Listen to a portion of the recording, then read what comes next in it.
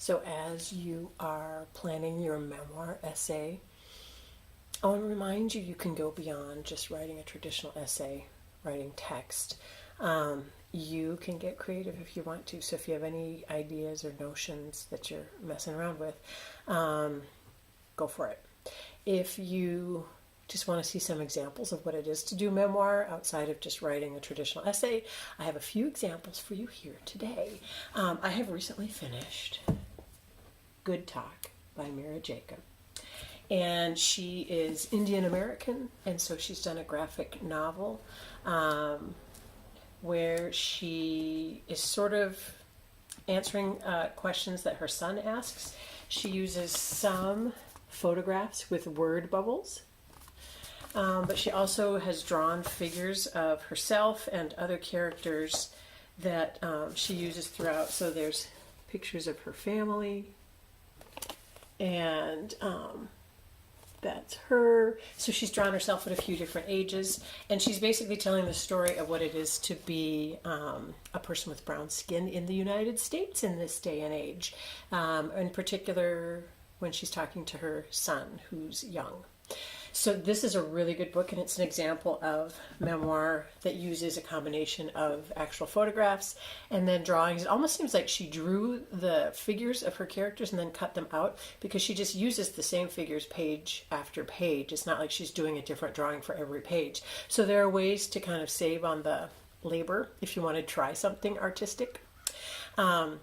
Another book I read, this one I read a while ago, and I am salivating as I wait for the sequel to come out, is this one. My favorite thing is monsters.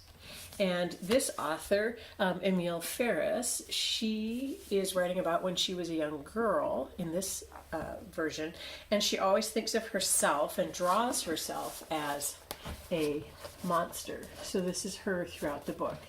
And it is the story of growing up with the mother that she had, growing up with the brother that she had, and also going back into the story of a neighbor lady from her building who also was an immigrant.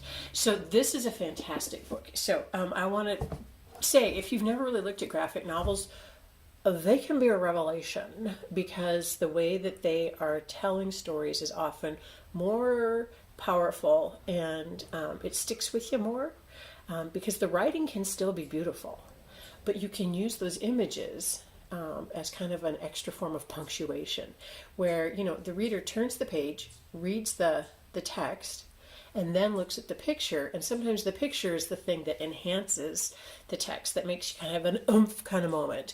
Another favorite memoir graphic novel, many of you have probably read because it's been very popular, but Fun Home by Alison Bechdel, or maybe you've seen the musical. I think what she did in that book is pretty heroic. It's the story of her father being gay, and then she herself is a lesbian. So there's some interesting parallels there, but she really put herself into the writing and the art. That for me was the graphic novel that unlocked all graphic novels for me as a reader, because I was not interested until I read that book, and I went, wow, wait a minute, whoa. Okay, and then I want to show you this book, which I think is extraordinary. So the author, here, let me show you the back as well. She's telling the story of the breakup of a relationship. So she's the author. And she sort of couched it as being a brochure, an auction booklet that shows all the items that are up for sale now that the relationship has broken up. So she truly goes through things that they had in their home when they lived together, and there's a description of it as though it's an auction item. And there's like a little blurb, and she really is just describing the item, but many times, and there's a price with it, by the way, but many times if there's something that maybe had a handwritten accompaniment to it, I had a few of these picked out here. Oh, it's the books they're going to sell off that they owned together. But sometimes it's actually like a note, or yeah, here, handwritten note is for sale on this page. So she really has taken photos of all these things that are sort of the detritus of this relationship that's breaking up and dissolving. And she found a whole new way to tell the story of the dissolution of the relationship simply by creating an auction booklet describing the items that are no longer needed because they are no longer together. I think this is a fantastic book. It's little known. So if you're just curious to read something that's a little bit different, and really exemplifies all that creative nonfiction can be, in particular when it's a memoir, I would say Important Artifacts and Personal Property from the collection of Lenore Doolin and Harold Morris, including books, street fashion, and jewelry. And then she's got it being held Saturday, the 14th of February, 2009 in New York.